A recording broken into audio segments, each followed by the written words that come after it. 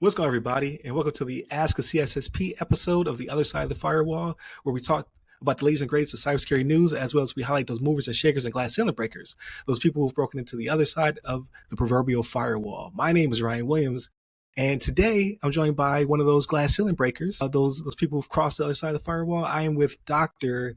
Teresa Vasquez, otherwise known as Doc. So how are you doing today?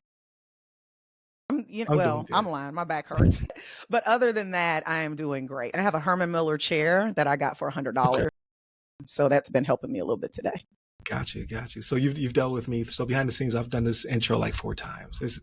It's a Monday, but it's probably just because I've been surrounded by greatness. All right, over the past few weeks. So it has not gone up yet, but right now I'm editing the episode with Dr.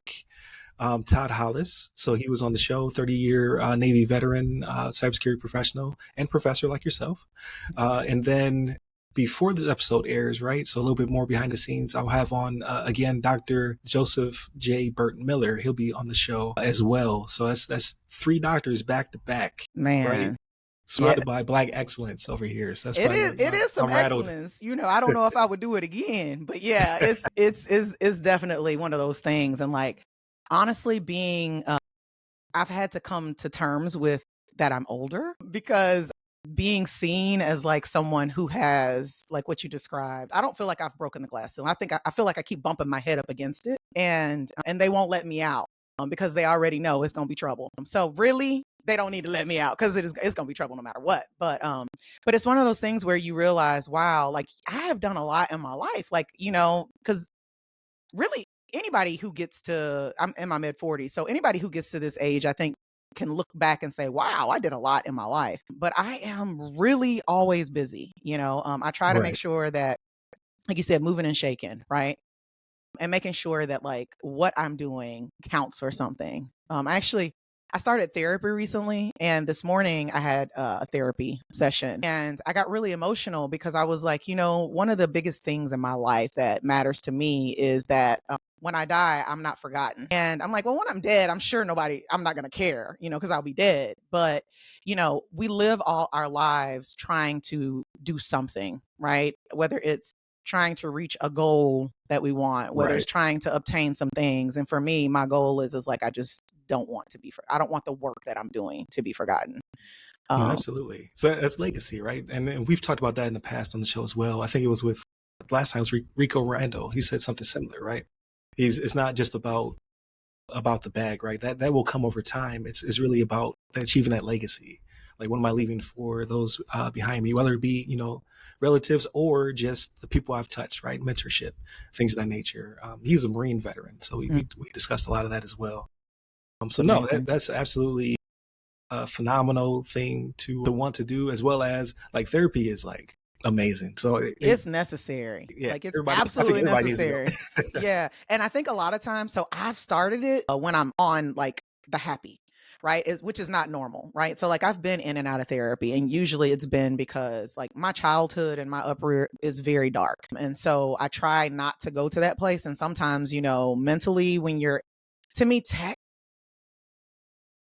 kept reminding me of that, because the relationship I've had with tech has been very abusive. I mean, that's the only word that I can use. I'm just going to keep it real with you. The positions and the roles and just kind of the expectations juxtaposed to expectations on my peers have just been very unequal, and it has been painful and sometimes. But at some point, I think I realized that I just did not want to be a victim anymore. Like I didn't want to be victimized anymore, not be a victim, because I think being a victim is just like a part of, in my opinion, of being a Black woman in tech.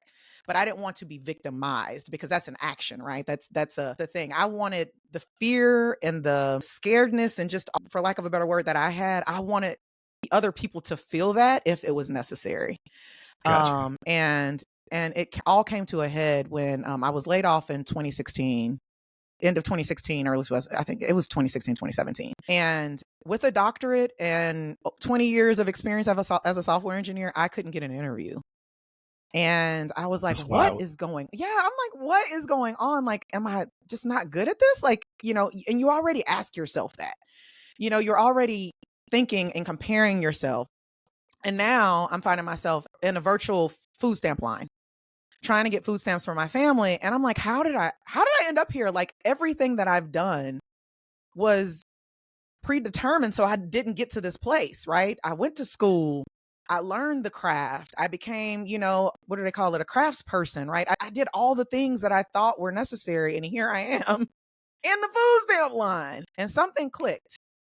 And I just remember saying, I am never going to be here again. And so that's where the victimization kind of, it flipped. And the way that I saw the world, the way that I saw myself in the world, in the tech world specifically, started to change. And that's when things started to change for me in the industry. Right. No, absolutely. So kind of to rewind it back, right? So software engineering is kind of your pipeline, your journey into cybersecurity. So how did that begin? Did you just have a fascination for coding and things of that nature? Did you come in from engineering? Like, what was your route into software engineering? And then what was that like? So like you said, you made that pivot. So where was that pivot into? I won't try to make this a 2-second story, but I have always been, what's the word? I grew up being told that I wasn't going to be shit like every day. And so I started to really internalize that. And at one point, my husband and he had gotten laid off, and I was a stay-at-home mom at that time, which to me is a job that just like outweighs everything. Like it is probably the hardest thing I've ever done. Absolutely. And so I needed to go out and get work. And so I found a role as an administrative assistant in human resources.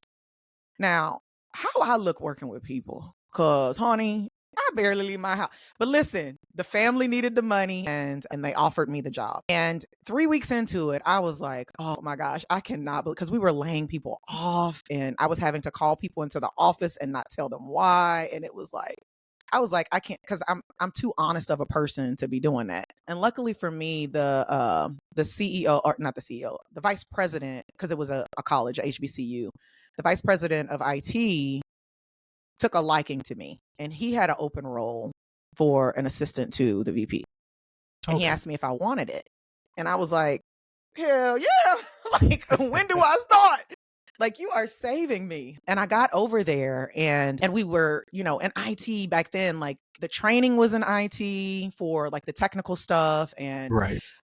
the network administration, software engineering, and all those other things. Like, we didn't have engineering teams. We were all on IT teams. Mm-hmm. And one of the things was we started implementing new software, and he was like, hey, we need you to test the software to see if it would be good enough for our administrative assistants to use, because if you can learn it, then anybody can. Which was kind of a dig, I think, when I think back at it. Yeah. But what he learned and what I learned was that I was really good at like learning software. And I think that comes back to my childhood. My dad had me under the hood of a car when I was 5. So I've been mechanical, because my dad's a mechanical engineer. So I've been mechanical engineering and working with my hands and learning how to troubleshoot and stuff forever. Right.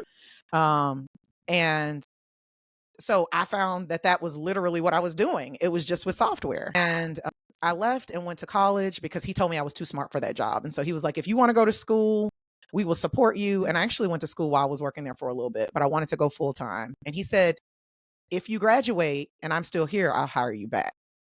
And so I went to Middle Tennessee State University, and I graduated, and I saw open role for what we called a web developer back then, which was kind of a it's everything. It's DevOps. It's back in engineering. Like, it was full stack, right? And that's how I claim my unicorn status. Because back in the day, you didn't have multiple people doing that. Like, if you were the web person, you did it all. You handled the server. You handled everything. And I saw the posting, and so I texted him, and I was like, "Hey, are y'all hiring?" He was like, "You might not be able to do this, but I'm gonna hire you anyway." And so that's how I got into it. And I was really good at it. And he was like, wow, like, you are really, really good at this. So I became a senior really quick and got a team under me of people. And so that's how I got into it. But I had been building, websites on MySpace and Front Page. I probably don't even know what Front Page is, because that's so old school. Yeah, so I had known it, and I had been doing things like videography and photography. Like, those were some side hustles that I was doing, which lends what I do now with the live streaming and things of that nature. I had always wanted to be behind the camera, so getting in front of it was kind of weird. My kids told me I needed to, so that's why I'm in front of the camera now. But that's kind of how I got into tech. was that opportunity that he gave me to have a job. And I'm so grateful for that, because that literally changed the trajectory of my family's life. Like, because Right. it gave me flexibility. My son is autistic, and there was no daycare that he could stay in, so I had to have him with me. And so we started out with him coming to work with me, and then, Jim was like, "You could really do this job at home. Do you want to telecommute?" It wasn't remote; it was telecommute. And I was like, "Yeah, what is that?" And he was like, "Well, you just do your job at home. Like, you just do it at home, and like if we need something, we'll send you an email." Like, and I was like, "Okay." And it gave me the flexibility to be fully like at home with my kids, to raise them, to be able to do my job. And I was going to school full time at the same time as well. I was working on my master's and my doctorate at the same time. So Oh, okay. yeah, So so that shows a 15 lot. years. Yeah, that shows a lot of duality there, right? So not only is it that you had an amazing sponsor, right? So shout out to that person, because Hmm. there's a lack of that sometimes. Like, you need Yes. somebody to be around who can, talk about your passion, your aptitude when you're not in the room, right? So you had someone like that, but then for you, like that other 50, 100% was motivation and drive, right?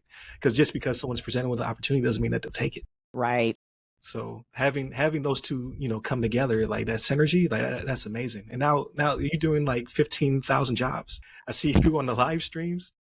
You have a amazing platform that we'll get to, in a little bit. But it seems to be that you are always, uh, you know, driven and passionate about whatever you're doing. So Creating. again, yeah, like being creative and all the above. When I talk to people and they kind of ask that question, like what is what's the mindset of an entrepreneur? Like, well, 9 times out of 10, it's somebody who has drive and passion, right? And then they can take that and apply it to something, whether it be, something they love or something that they just need to do in order to get to what they love. So that's that type of person. So if that's not you, there's nothing wrong with that not being you. But, if you can step out your comfort zone, that it could lead to something, great, as the platforms we'll talk about, or, just get you out of your comfort zone, do something Well, different. and it leads you to freedom. Like, I Yes. feel like people think, because I never wanted to be an entrepreneur. Never. Never, never, never. Because I consider myself a free agent. I like to leverage roles or positions that I have that I can capitalize my own kind of desires and creativity. Because if I'm not Right. being creative, and there were so many years that I just pushed down that creativity. And then a couple years ago, because you're talking to a completely different person. Like, a couple years ago, I almost died, and with that, after my surgery, I was like, if I make it through this surgery, I promise I am not going to waste another minute on anything that does not serve me. Because for the majority of my life, so my mom died when I was 5, I'm and sorry. and I have been taking care of people since I was 4. Like, when I say taking care of people, I mean cooking, babysitting, like all of Right. those things. I have been doing those things since I was 4. And the cooking one, actually, I love, because I actually am in love with cooking. Like, I'm doing culinary school and all that other stuff. But and I don't take it as like my life was just so, because I had to take care of people. But what it built in me was this internal thing that, like, I have to be taking care of someone in order to have worth. Mhm. But I was never taking care of myself. Right. And that was the problem, because my cup was so empty, like it was so negative that, like, even if I poured something into it, it would still be dry. And I had to really figure out, like, what does that look like? And so I started therapy. Right. And I got on anxiety medicine, because I have been, I had been having anxiety attacks like 8 to 10 a day. And I was just like, I can do it. I can get over this. And finally I was like, girl, do you like having anxiety attacks? Like, do you actually like? And I was like, hell no, I don't like having anxiety attacks. So I was like, then what are we gonna do about it? And I was like, you know what, we're gonna talk to our doctor about it. And the doctor was like, oh, I got something for you, because I had tried medicine before and it was not good. But apparently, medicine has kind of changed a little It's bit. come up. Yeah. Yeah, because with the other, I felt like a zombie, and I was like, and then the creative energy just was not flowing at all. At least even in my giving to other people, I could do some creativity, but like it was just so crazy when I was on the other medicine. But she gave me something. It has been working really well. I haven't had an anxiety attack in a year and a half. That's awesome. Oh my dude, going from 8 to 10 anxiety attacks a day to none. Let Right. me tell you something. I am living my best life. You Just know gonna what I say that mean? frees you up a lot. So Yes. so here's a random question then. So did you ever have it as you were kind of figuring out, like, okay, I'm anxious or I'm having these anxiety attacks. Did you ever confuse or did you ever have a problem with the difference between excitement and anxiety? Because I hear that from a lot of people where they don't necessarily are able to separate the two. They kind of feel similar. So you're like, am I excited or am I anxious? Or like, what is, it's hard to discern the two. Okay, so I was never excited because I was never, and I say this with so much clarity now because since I've had that surgery, Mhm. I have felt emotions that I never felt before that I faked, like joy, like happiness, even sorrow. I had never really been able to exhibit that because I did not know what those feelings were supposed to feel like because I had always been in this survival mode. Like this whole like it's like a bundle of crazy. And my anxiety attacks were literal attacks. Like I couldn't breathe. I went cold. Like I felt like Gotcha. I was dying. I was on the floor dying. The best example of it that I could give, I don't know if you watched This Is Us, A but little bit. Yeah, a little bit. I think what was his name? Rain? I don't know what his name was, but the black guy on there, he suffered anxiety attack, and he actually had one on the show, and it triggered one for me Oh, because it wow. was so he did it. I was like, oh my god, and I couldn't watch it. Like there were parts of that show that I just could not watch. It would send me in a spin. But no, yeah, there was no difference there for me. Because Gotcha. I didn't even know what I had never experienced excitement, and I say that because I've experienced excitement recently and I've never felt that emotion before. So it was very interesting for me. Another thing that you should know about me is that I'm neurodivergent. So I have ADHD and I'm dyslexic.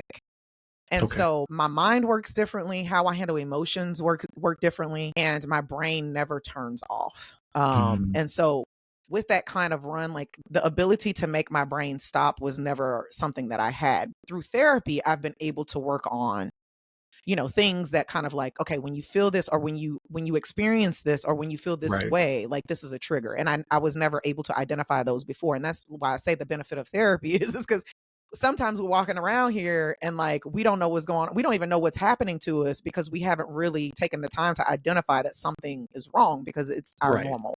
Yeah, and we're biased. We're biased in ourselves, right? Because Yes. like even though you're surrounded by other people, you internalize everything. So, and when that has a bias or a lens or something over it, it's very hard to discern it. Yes. I attribute it like you hear people always say like, "I'm not crazy, you're crazy," right? Like in movies and things of that nature, like that's Mm-hmm. ridiculous. Like you would know if you're crazy, right? Like no, obviously crazy is not the proper term, but you are biased. Like Yeah. you need someone else who has professional skills and things of that nature to be able to explain to you like what is actually happening, so that way you can go Yeah. forth and conquer from there. So no, that's great. And I'm glad that you brought that up because I don't think we've ever talked about therapy and things of that nature on either of the shows. But I'm a vet, so I talk to somebody from time to time. It happens, Mm-hmm. and yeah, it's definitely eye opening because you're like, oh man, I did handle that kind of crazy. Not Yeah. that I was being crazy, but like I could have handled it in a different way had I known how to communicate it properly, or that I felt the emotion thinking it was excitement and it wasn't excitement. Like I was actually having anxiety due to it. So it's like learning the languages between the two, right? Yeah. Or even therapists, my therapist is so good because she asks me, have you asked yourself XYZ? And I'm like, no. Thinking, well, damn. If I asked myself that, then I think I would be able to answer my own question. Like therapists have this gift and I'm so like in awe of it because I have gifts that now I've become looking at like, dang girl, like you need to be excited that you have that gift. And so when you see someone else have that gift in a different like perspective, you're like, man, you are really good at this. You got me up in here really, really wanting to change my life. Right. Um, and it takes some time to find a therapist, right? A good therapist, someone who, you can connect with. I got Right. really lucky and, I found one who I think she's just amazing. But she just asks me questions because she knows I haven't asked myself. So one of the things I'm working on right now is building relationships because I've never had a friend. My husband is my best friend, but like he and I have never had friends, never had friends. And I Gotcha. realized early in therapy, she was like, have you ever asked yourself, like, do you miss not having someone to like share things with who you have in common?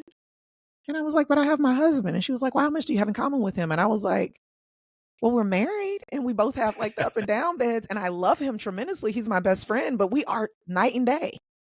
And so I realized, oh my gosh, that's what I've been missing. I've been missing another half of me that has similarities to me, but I never even asked myself. I never even thought that that's what I was missing. And then the next question was, well, how do you make a friend? Oh, and it's like, oh, especially in adulthood, because I've heard making friends in adulthood is really hard. Much harder than being, kids just walk up to each other like, hey, my name's so-and-so, you want to be my friend? Yeah. Adults, you're like, no, get out of here, weirdo. Like, hey, like, but with my ignorance, that's what I've been doing. I've been like, you know what? I really like you. Can we? And I have gotten some looks from some people like, why are you asking me like that? But then I found a couple of people who are just, I couldn't live my life without them. So it's like that vulnerability, that some of us are so afraid to share, especially those of us who have been in tech, because being vulnerable in tech is something different for diverse technologists. It's handled in a different way. Well, I say that from my experience. I don't want to speak in general, like, oh, this is a general thing for everybody. But I've spoken with enough people and mentored enough people to know that there's some similarities between what we are experiencing. And there's also similarities between how we handle it, because in the Black community, we don't be telling people our business. We internalize things. What's said in this house stays in this house. What happens, you lose your job, you don't go up running out telling people and begging people. You put up a good front and you just apply like everybody else. Like it is different for us. And once you realize that layer exists, then you have to ask yourself, okay, am I still going to abide by those rules? Right. Because if you don't abide by them, then you become an outcast like me. I'm one of those people in the Black community here in Nashville. Either they love me or they hate me. Like it's one or the other. And frankly, I don't care. I used to care, and a lot of the things that I did were, surrounded like, oh my gosh, who am I gonna offend if I say this or this, that, and other? But I'm like, if as long as it's truth, then why should I care?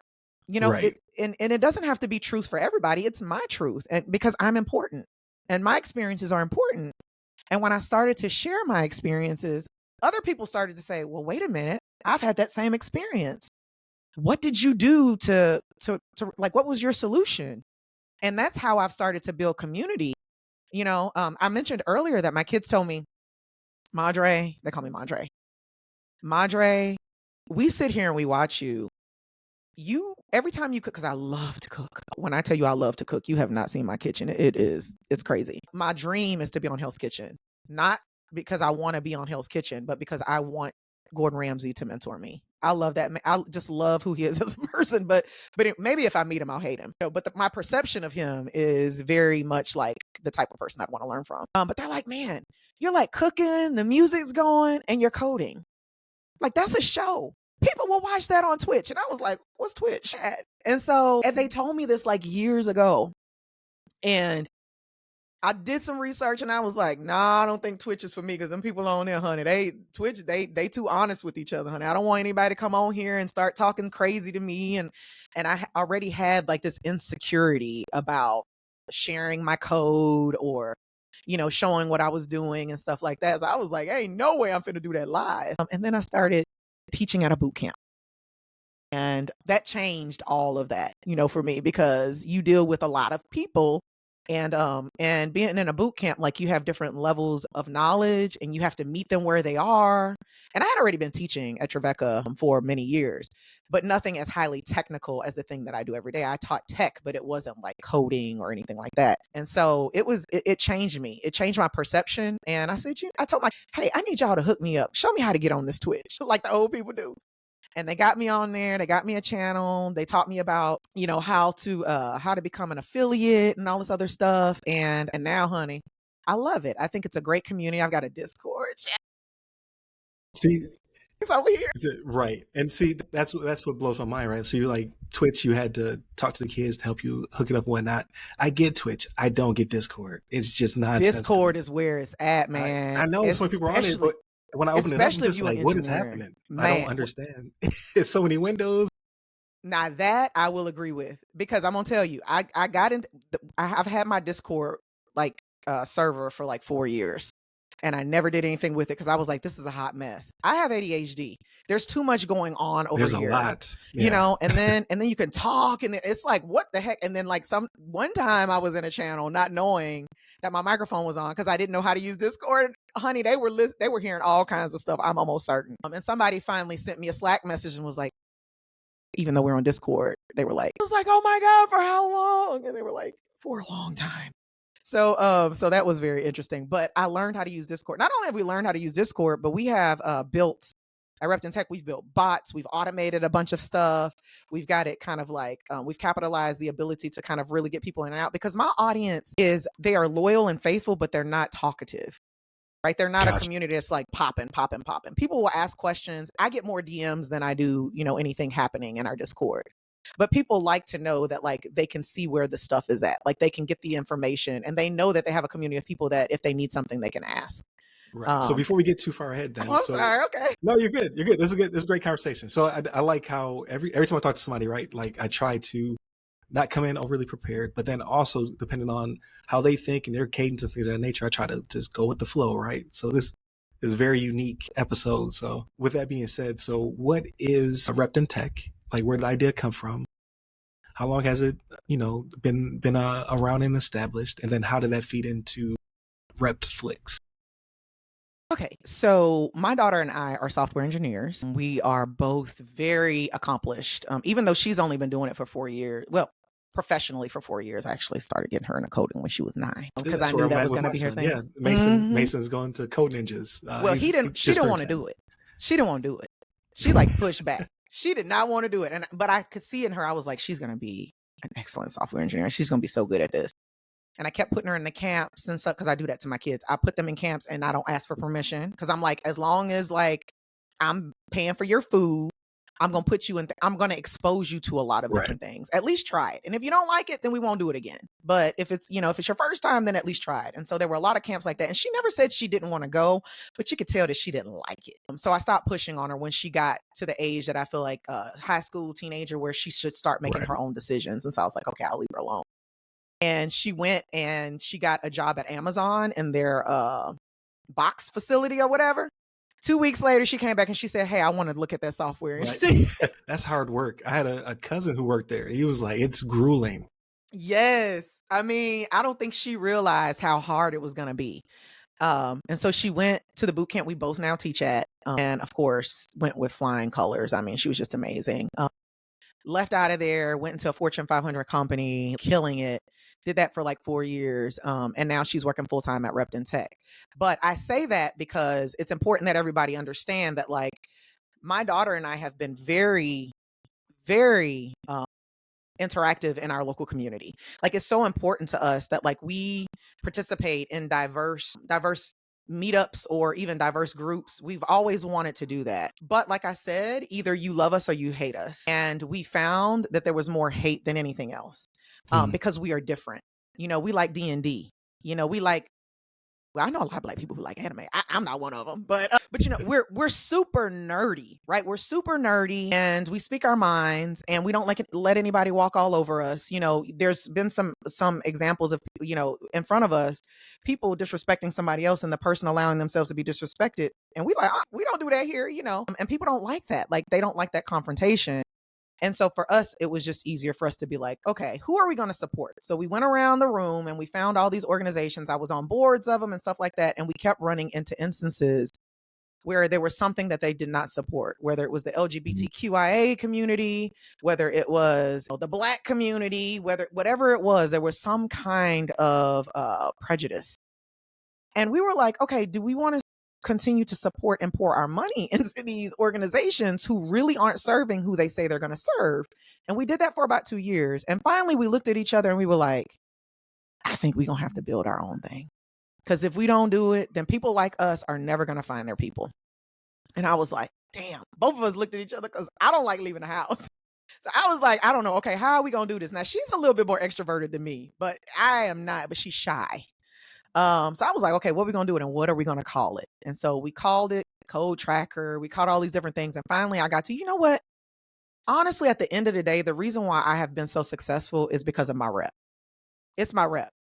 And so you really want to be repped in tech. And that's where the thing came from. And so we started pouring all of the resources that we had been pouring into other community things into repped in tech. And it started out as just being like, hey, let's just be a group of people. Like, let's just be a group of people. We get together. I started a meetup. Why did I start a meetup? First meetup was over 100 people there, and I was Wow. expecting 10. And I was like, okay, we can't do this. So the next month, we were like, okay, we're not going to market it. Over 100 people showed up again. And I was like, Trinity, this is too much. Like, I can't handle this. Like, it's too much. Like every month, finally, when we get to the meetup, I have just gotten over, the tiredness of the last one. So we started averaging, we started getting a little bit more nerdy. We started meeting in smaller spots and stuff like that. So we started having about 25 people, which still was a lot to me, but we started to build this core of people. And we started realizing and recognizing that there was a disparity inside of access to understanding what it takes to be a good software engineer, or even just being in tech. Like, what does it mean to be in tech? Because a lot of us who are diverse get into tech because we see the money. We think, oh, we can learn this, we can do this thing, but we don't understand the nuance. There's a bunch of nuance that has to happen, right? In order to really make it as a diverse technologist, you have to have a reputation, you have to have influence. And so that's what rep and tech stand for. So it's rep, which is reputation, N, which is influence, and then tech, which is tech skills. So that's where that all came from. And so this year was the actual official year of us doing business as, because before we were an organization called Autism Possible, because we all are on the spectrum here. And we started to do that. But my son became an adult, and we realized that there were disparities between adulthood and what happens after, because he graduated from college and can't pass an interview because he's socially awkward. And so we're like, okay, how do we get representation in the neurodivergent community as well? So our focus at Repton Tech is not just, skin color or gender or how you identify. It literally is even the neurodivergence, which we very seldom get that, that thing, because we are kind of weird. Well, I say weird, nuanced, right? We have some differences. And I think that's my superpower, to be honest with you. I think that's what makes me great. So we wanted to really absolutely shine a light on that. So that's what we do. Repton Tech now is about amplifying the voices of diverse technical creators. So now we moved from just the meetup to creating content. And Trinity and I have always created videos for our students. And we were like, what happened if we put these things out there? Like, do you think anybody would? Because we go to YouTube and you search, and you don't see many of us coming up on top of the list. And not only that, when you search for something on YouTube, you got to go through all these videos and all this stuff before you actually probably find the thing that can help you. And so we were like, what if we created a platform that leveraged diverse voices and then also curated the content so that we don't have to search?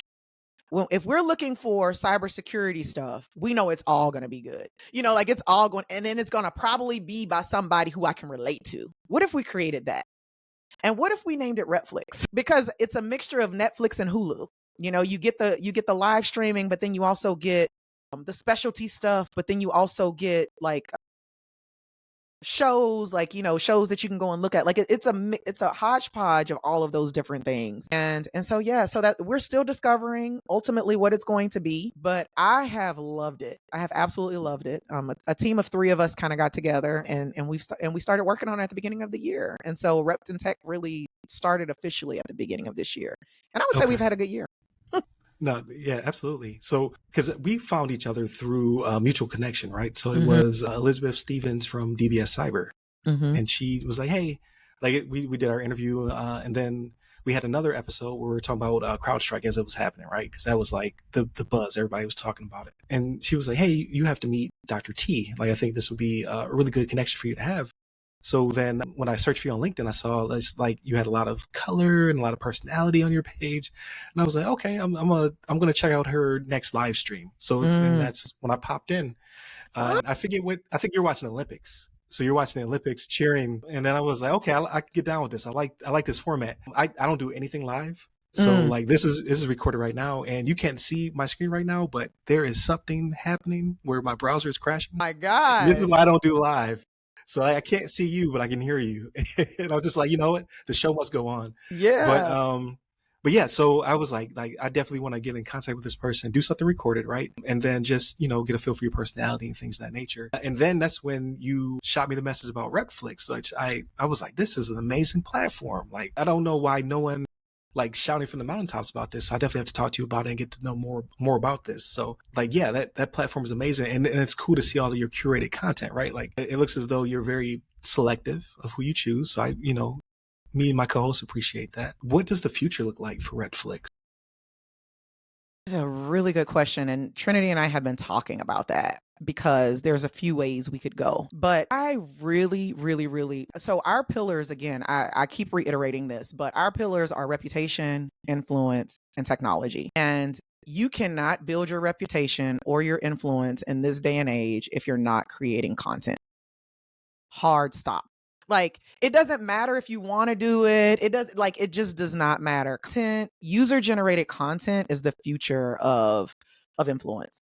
Right. And I want to dispel the myth that you have to have your face on the camera in order for your content to be good.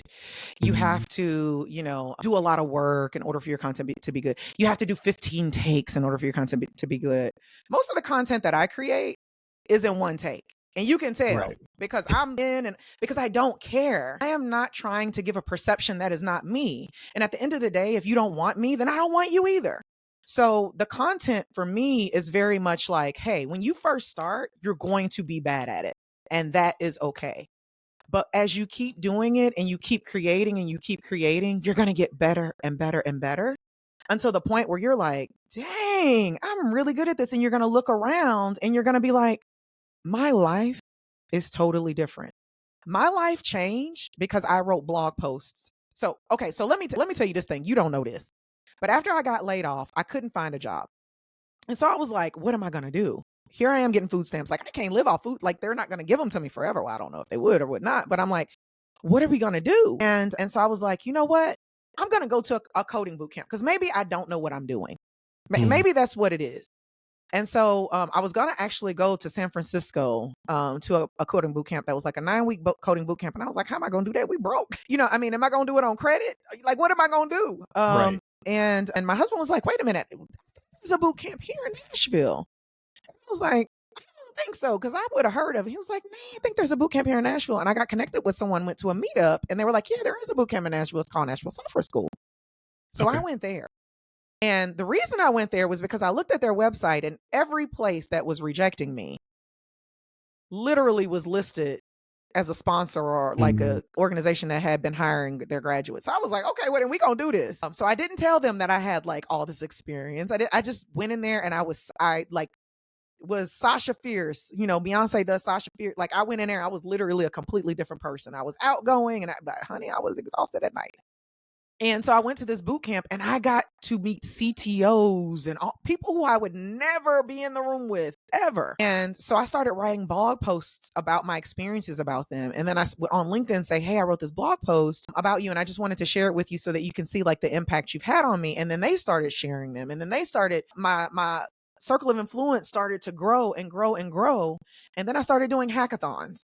And then people started saying, wow, she actually knows what she's doing. And like, so I literally have not, all the positions that I've had, the roles that I've had have come from somebody I know. And usually those have been white dudes, if I'm keeping it honest. Well, obviously, because they're the ones more so in positions of power. But like, I've literally not had to stress or struggle.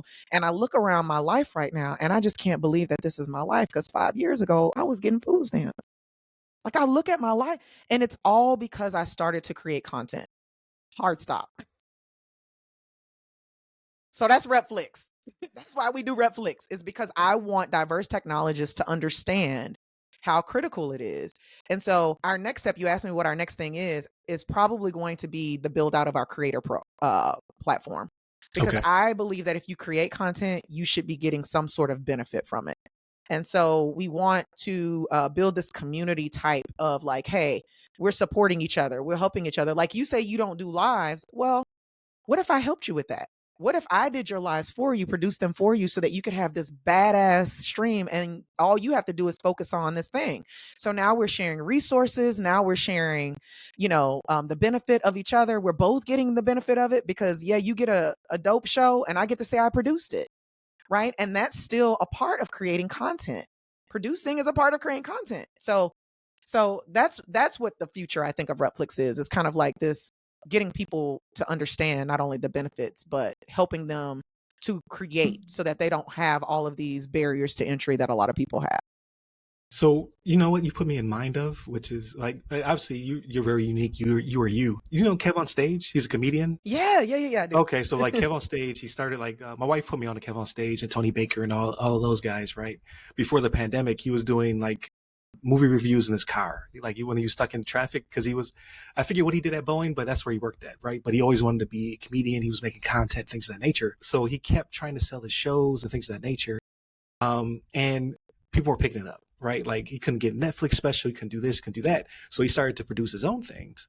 And then it led to him producing his own platform. So Kev on Stage made Kev on Stage Studios and he made his own platform. And now his show's being picked up by like BET about one of his shows, so on and so forth. Like he had to make the platform in order for people to take him seriously and then to start to purchase his content.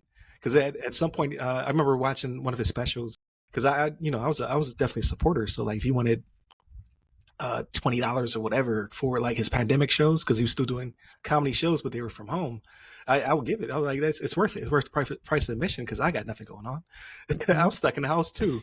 And then he blew it from there. And now Cal Stage is everywhere. Yeah. So like I can definitely see like you couldn't find the platform that suited your needs, so you built the platform, right? If you build it, they will come. So I think it's amazing. I'm happy to be on the ground floor of it, right? Like to be one of those curated content creators. So yeah, I think it's amazing. I want you to know that yes, we did. Liz was kind of a connect, but I actually was searching for content. I had already seen your content. I had already intended to reach out to you before I knew who you were. Wow. Because I had seen, and it wasn't that I had seen your stuff, but I also saw the consistency of you doing the thing. Because I think what happens is people start to create content and they go too hard and then they fizz out, right? So like I used to do all day, every day co-working streams. And I got to a point where I was like, what is this about? Like, why am I doing this? You know, how am I, like, I need to do something a little bit better, right? A little bit more. And what I realized was I was doing that because I was trying to create content, but my role, I don't think, is in creating content. I've learned that I have a personality that goes through the camera. I'm actually really suitable for this, but it is not my dream. It is not my calling. I would love, however, give a platform and to amplify somebody else. I'm good at that. And I love doing that. It makes me excited because I get to be creative in other ways, right? Right. I get to be creative in ways that I feel like are more important to me. And so that's what Repflix is for me. It is us being able to be like, oh my gosh, you are killing it. Like y'all have got to watch this show, And so the creator platform is going to give us the ability to allow creators to do even more. So right now you can't do anything with your page. I've put everything in there. You've sent me some stuff, but pretty soon that's going to be outdated because you're doing you're doing your podcast often. And so I want you to be able to get on there and, have some automations and some things that you can do to really start to build yourself, if that's what you want to do. Oh yeah, I'm super excited about that because we produce 16 to 20 episodes a month, right? So I already know. Yeah, so I just did episode 640, but for me, it's I just really enjoy doing it, right? But like you said, like for me, the production is not my calling. I can't stand it.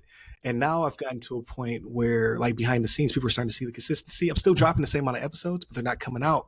Like, it used to be midnight the day before, Monday through Friday, right? But now I have my 9 to 5, which I greatly appreciate my team and what we're doing. And then I have my own, right? I started Ram Cyber, so that's my night off duty job, right?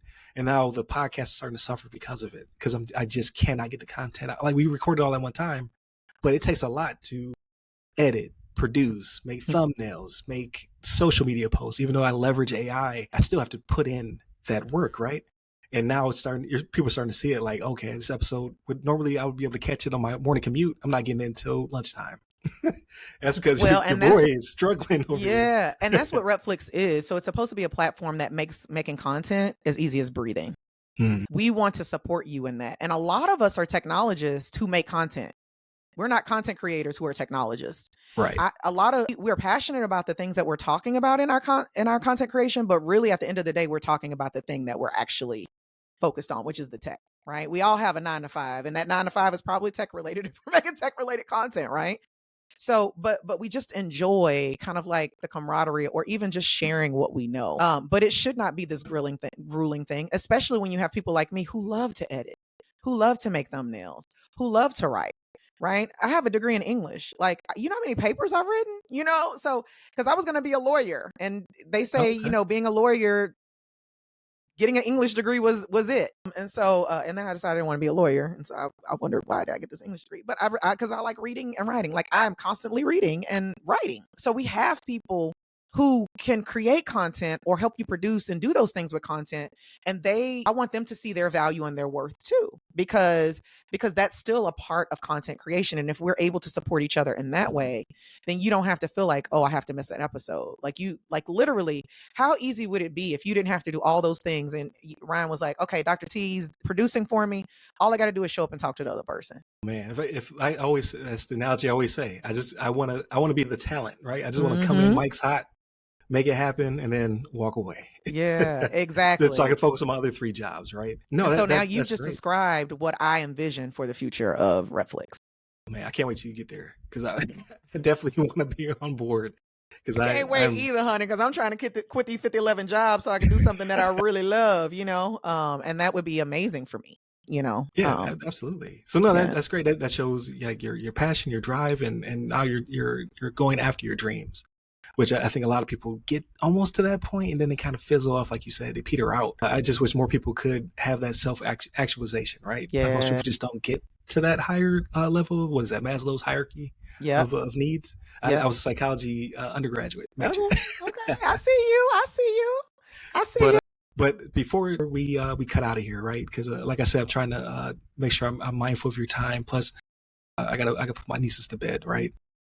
So, we talked about your background, your experience. We even talked about therapy. Like, this was a very, very good episode. Very, I like to say eclectic, right? Because people listen to podcasts, they don't want the same old, right? They want you to mix it up from time to time. So we definitely mixed it up in this one. Outside of your 50-11 jobs, right? What are you doing so you did say cooking, so like culinary. And so is it culinary something else, or are you really focused on culinary? Like, this is what I do to take care of myself? Man, I garden because I love to cook things from my garden. Culinary is a big one for me. So I have a culinary certificate that I got a few years ago after I got my doctorate. And then our local community college, I just realized, or it's recent, they started to offer a culinary degree. So I've started taking the classes for it because I really, really, really, my dream is to be a culinary teacher, like for middle school or high school. And recently, our local schools actually brought culinary arts back. So I'm like, I got to finish this degree because that's what I want to do. So taking care of myself is really me cultivating the things that I love, like cooking. Live streaming has become something that I really love. I'm also an educator. So like making the video. I know that sounds like a lot of stuff, but like I do them all at once. Gotcha. When I'm cooking, I'm making videos, or I'm writing documentation so that somebody can read it, whether it be my students or somebody at work. Like, I am just a natural facilitator of environments. And I feel like I like that because if I can manipulate the environment, whether it's the environment that I'm in by myself or the environment that includes a lot of other people, then and make it in such a way that everybody feels included and they feel seen, then I've done what my purpose of being here. Gotcha. And so I do that even with myself. So I try to cultivate an environment where I feel seen because I used to not do that. So now that's what I do with my time is I try to get really good at like being able to create something because you're not the same person every day. So you can't cultivate the same environment every day. So that's really what I do. And read. I read about 300 books a year. I am an avid reader. Wow. Okay. I love to read. And so, yeah, reading, cooking, and some other thing that will go unnamed. Gotcha. That's what I do on my side when I have time. Oh, and Law and Order. Okay.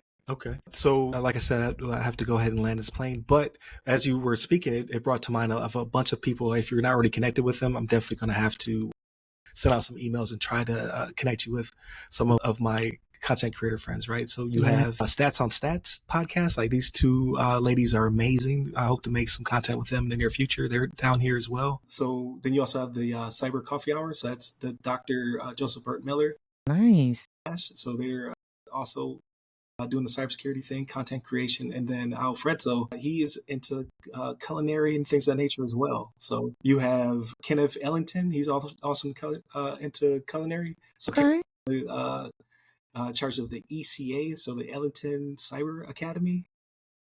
He does Sim and Sword. His main focus out of Texas, but he is big into cooking. So we talk Wow. about the show. And then the last one, but not least, right? There's a bunch of others, but definitely them tech folks. They're also here. That's Rico Rando, who's the Marine I was talking about, who started the podcast, and then they make a really awesome podcast as well. So I'm gonna get all this stuff. I'm gonna send it to you. Yes, I please do. really believe Because we need in more yeah, content. yeah. We need more and content. they all make dope content and a lot of it. So they're very consistent. And those are the people I listen to when I'm listening to a tech podcast. So, and then there's some more, like you got Jacob Hill, and you have, I'm just name drop people now. You have Alan Wesley, and then Darridge Phillips, Aspire Cyber. So they all make content as well. I'm gonna get all this stuff, package it up, push it to My you, gosh, you're so you about can to see hook it. it up. I'm gonna be able to take a break for a minute trying to find content creators. Yeah, That's yeah, amazing. I would love that. Ryan, thank you so much for having me. I was so absolutely. nervous because Oh, my back, and then like oh, right.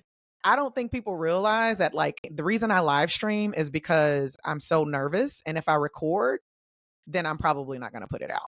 Really? See, I'm the exact opposite. I have to, like, live makes me nervous because like everything went crazy. I found out it was my keyboard, so I had to pop the keyboard off. Uh, Like for whatever reason, it went into like turbo mode. Remember when you were a kid, you had the controls for turbo mode, and you just uh, hit the same button over and over again. Like everything was blinking and flashing. I was like, this is why I don't go live. Wow.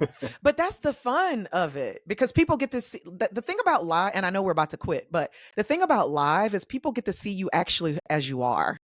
Mm, And I feel like that's so important because people, like when I say people, I don't mean just you and us. I don't mean people who look like us. Like there literally are people who we work with who in their day to day have never experienced life with a diverse person. I see what you're saying. And Right. so they see us in the ways that the TV programs or whatever. So they have these like they're this. And so I've had so many people be like, man, like I was so intimidated by you, or you just seem so unapproachable. And I'm like, "Why would you do that?" Until I started watching your live streams and I'm like, wow, like not only is she brilliant, but I think she'd be fun to hang around.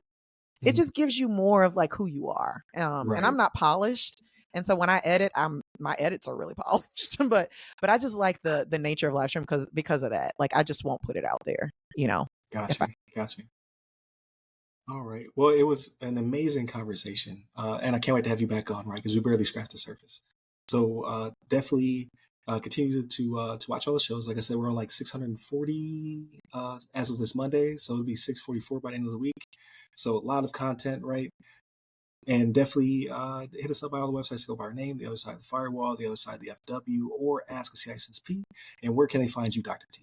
They can find me on LinkedIn at Call Me Dr. T. Everything's Call Me Dr. T. My Instagram, my TikTok, my Twitch, my YouTube. Well, actually, YouTube is Repton Tech. But any of those platforms, if you just look up Call Me Dr. T, you can find me, and we'll be happy to say hello and please make content. Please make it. There it is. But yeah, thank you again. This was an amazing episode, and I can't wait to start to see people's comments and reactions to it. So continue to tune in to all the things, like, share, subscribe. Stay safe, stay secure.